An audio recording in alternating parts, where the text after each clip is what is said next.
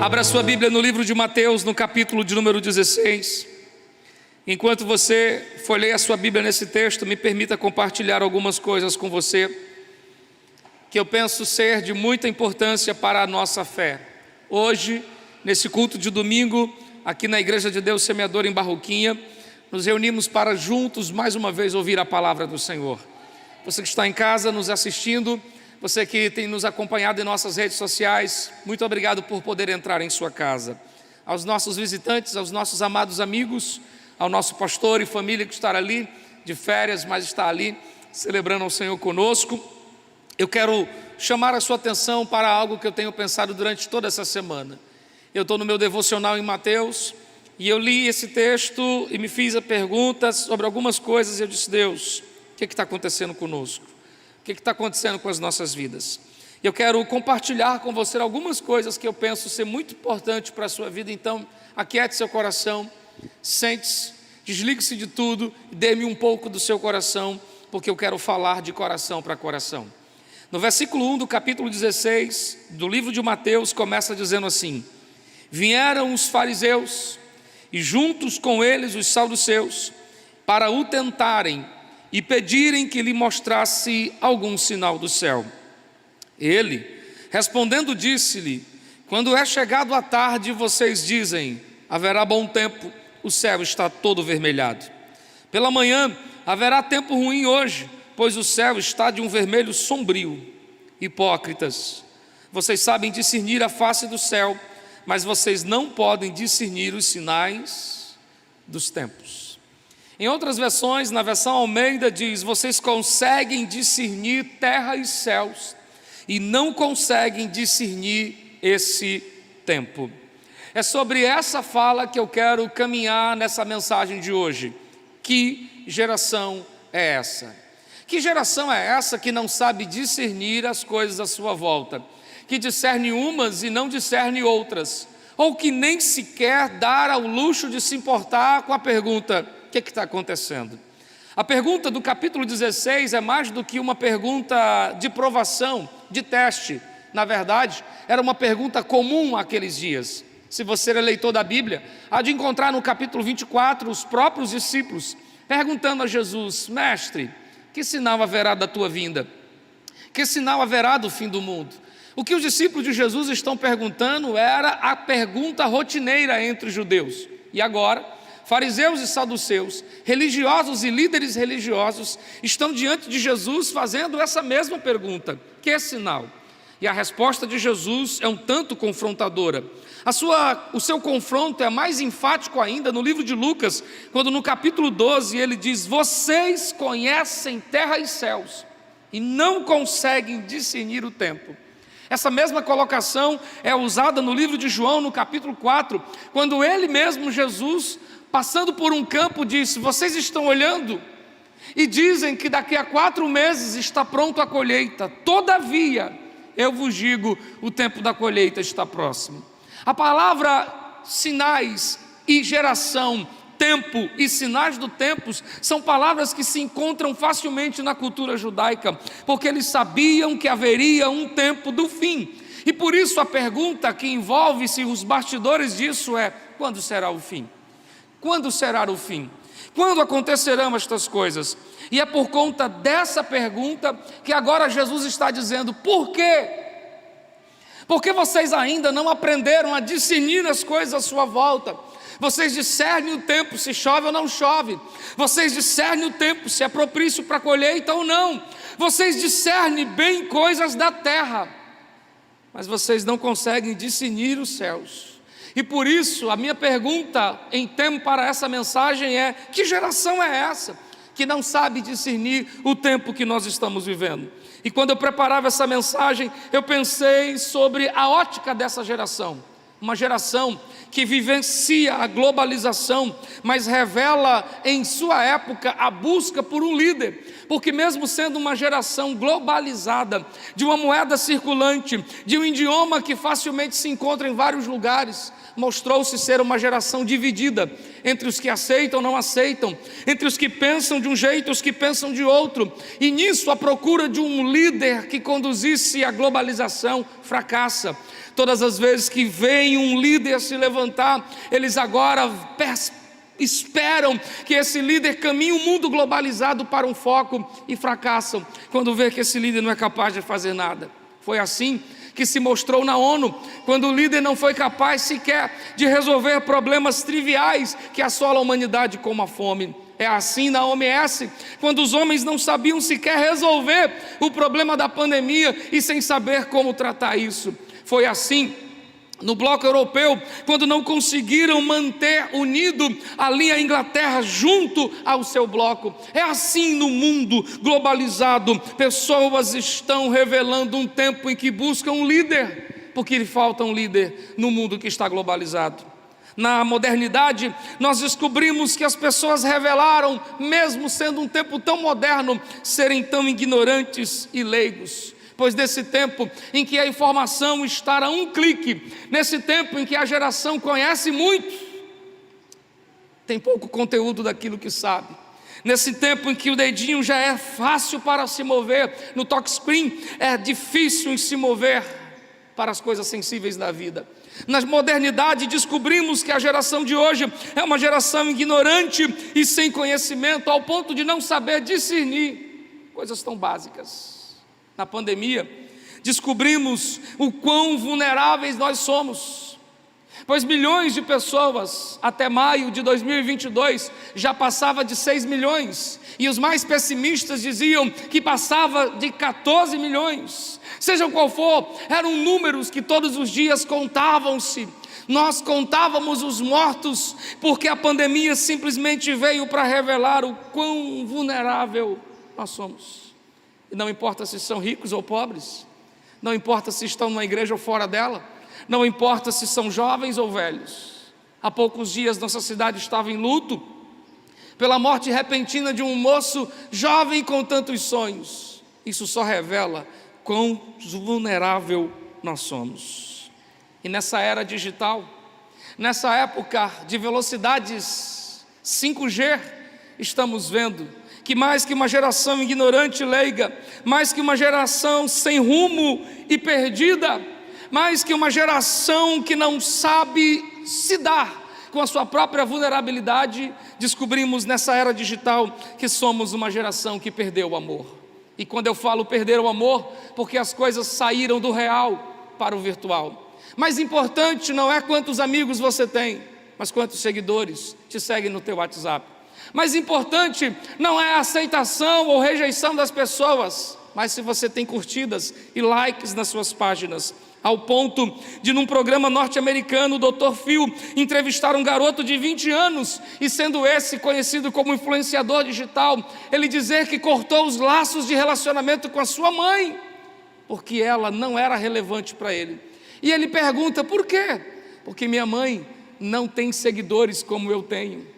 Minha mãe tem pouquíssimos seguidores, então ela não é vulnerável, ela não é relevante para mim.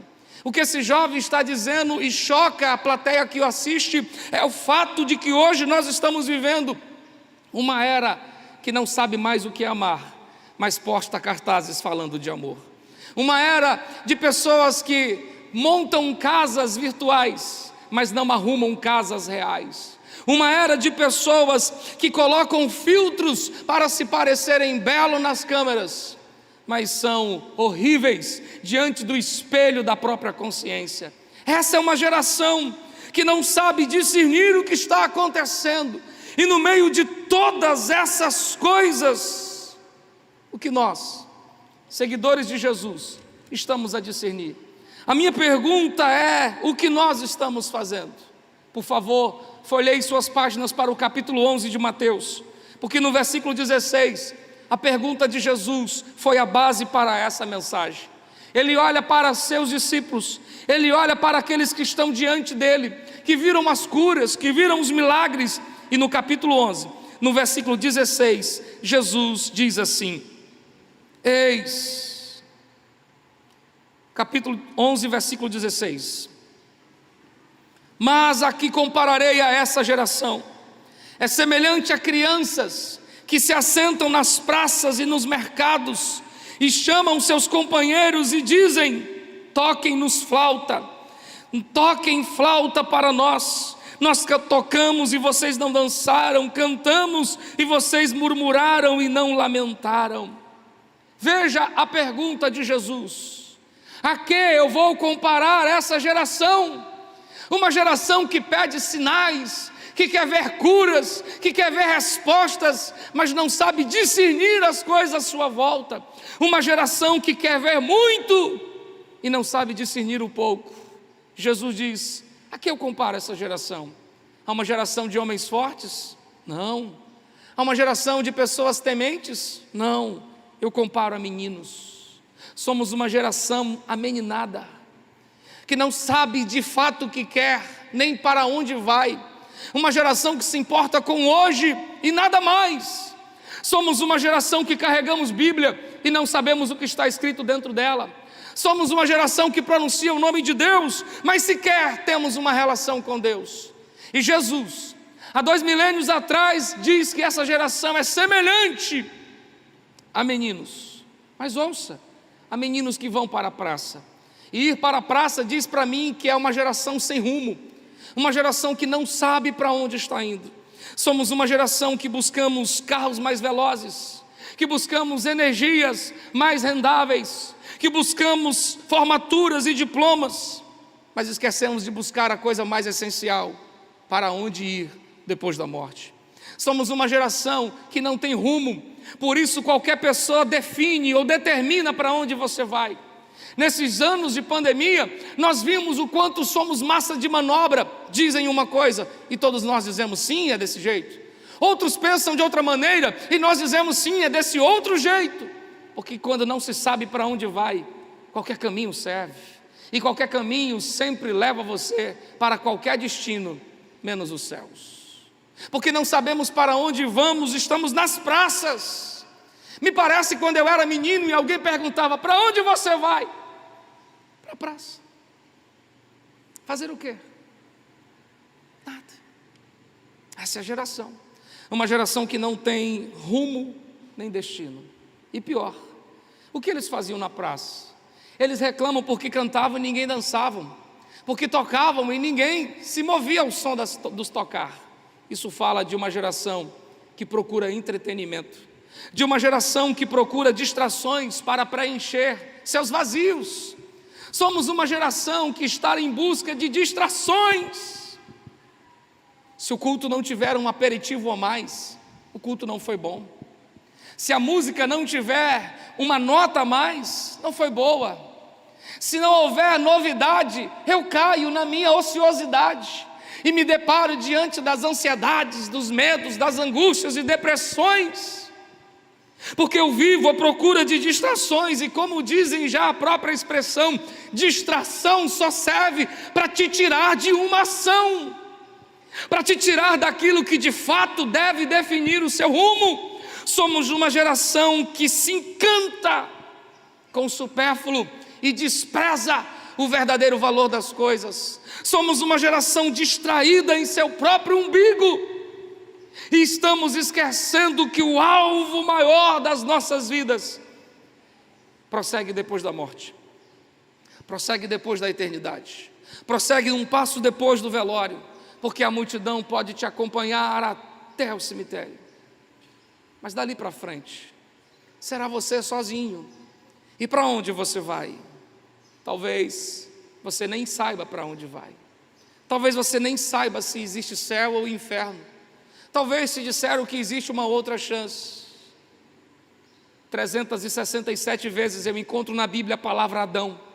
E se Adão é uma expressão que aponta para a humanidade é contada em seus tempos por 365 dias, 366 no ano bissexto. E se são um dia a mais, uma expressão a mais para cada dia, é como se Deus estivesse dizendo: os anos não se acabam quando se vira o ponteiro a cada ano que se passa. Há um dia após a sua morte, e esse dia chama-se eternidade. Mas o que você tem feito para ela? A pergunta de Jesus é simples, mas ao mesmo tempo profunda, quando ele disse: se pedirem a sua alma, para quem ela será? Ele não disse para onde, ele disse para quem. Porque sua alma, muito mais do que um destino, ela terá um dono: de Deus ou do diabo, da salvação ou da condenação. Então, diante disso, só me resta te dizer: escapa-te por tua vida, apronta as tuas vidas enquanto você pode, ajeite-se. A geração de Sodoma e Gomorra em nada se compara com a nossa. O próprio texto de Mateus 11 diz que se em Sodoma e em Gomorra acontecessem as coisas que se acontecem nessa geração, eles ainda hoje estariam de pé.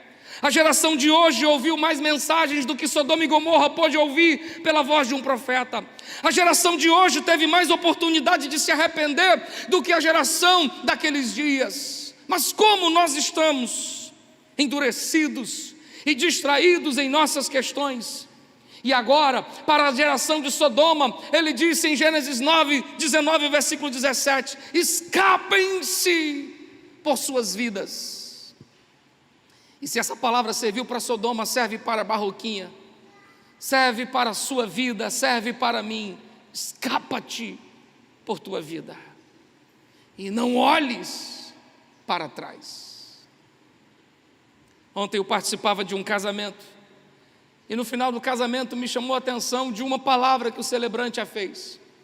Quando todos terminam o casamento na euforia, e o casal que agora acabaram de se tornar marido e mulher estão saindo para receberem os cumprimentos, o celebrante grita pelo nome, e quando o noivo, agora marido, para, a palavra que veio em contra-resposta foi: essa foi a última vez que você olhou para trás, porque a aliança é um convite a olhar para frente. Imediatamente minha mente foi aos céus, e eu pensei na aliança que eu tenho com Cristo. Esse é o grito que se deve ser dito para mim todos os dias: não olhe para trás. E esse não olhar para trás é dito para todos que um dia fizeram uma aliança com Jesus. Se você fez uma aliança com Jesus e olha para trás, semelhantemente acontecerá contigo o que aconteceu à mulher de Ló. Olhou para trás e convertida ficou numa estátua de sal. Então eu me dirijo a você com muito respeito e propriedade, dizendo: escapa-te por tua vida, não olhes para trás. O que nos resta numa geração que não sabe discernir o tempo, que não sabe entender as coisas à sua volta, que somos fracos e caminhamos para o fim, e que logo logo nos encontraremos diante de um mal que todos nós teremos que enfrentar, a morte. Diante disso só me resta duas coisas: arrependa-se e converta-se. Mas arrependimento só é arrependimento quando se é produzido de um coração sincero. Conversão só é conversão quando é genuína. Arrependimento e conversão são coisas que são mais do que sensações. Eu senti que é hora de me converter, continue esperando, e um dia há de sentir as chamas ardendo do fogo do inferno. Eu não preciso sentir que chegou a hora de me converter, eu basto apenas entender que ou eu me arrependo e me converto, ou eu ficarei do lado de fora. Então me permita dizer a você, hoje, você está pronto para entrar para o lado de dentro? Você está pronto para fazer o que disse a canção cantada agora: o céu é meu lugar e é para lá que eu vou? Você de fato pode dizer isso?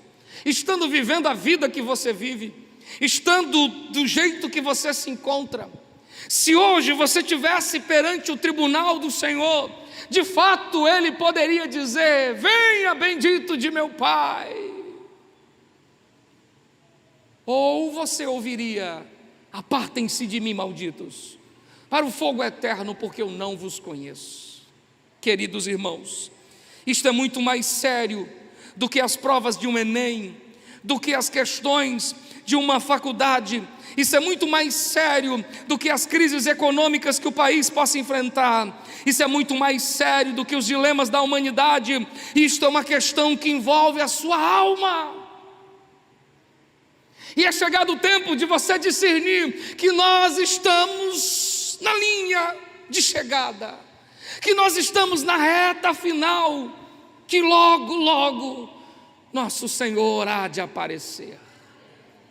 Na teoria da conspiração, apresenta-se um filme, um desenho animado, em que até eles já sabem que Jesus está voltando. E os Simpsons, por sua vez, apresentam uma programação, uma das suas apresentações, mostrando quão difícil será para os que ficarem. Eu era garoto e assisti um filme Deixados para Trás. E desde então eu tenho procurado estar com a minha vida diante de Deus. Eu não mereço a misericórdia de Deus, mas eu tomei uma atitude, ir ao encontro dela. Como uma mulher do fluxo de sangue que tomou uma atitude de ir ao encontro de Cristo, não esperou Cristo bater a sua porta, ela foi. Como o cego Bartimeu que não esperou ser chamado, ele gritou. Hoje Deus está esperando uma atitude sua, para que você entenda que a vida não consiste na soma das coisas que se pode juntar aqui, que a vida não consiste nos prazeres efêmeros e passageiros daqui, que a vida é muito mais do que os seus olhos viram, do que o seu coração sentiu. Deus está dizendo: que geração é essa? Eu digo essa noite: que igreja é essa? Que família é essa? Que cidade é essa? Será que não estamos entendendo? Jesus está voltando. Será que não estamos entendendo? Se Ele não voltar, somos nós que iremos, porque ou Ele vem, ou eu vou. E se você não acredita na volta de Jesus, duvide se você ficará vivo para sempre, porque esse é um fato que ninguém pode correr. Todos nós um dia vamos morrer. Jovens, se vocês morressem hoje, para onde vocês iriam? O que adiantou a força, o corte bonito de cabelo, a roupa nova, partir e viver a eternidade inteira no inferno?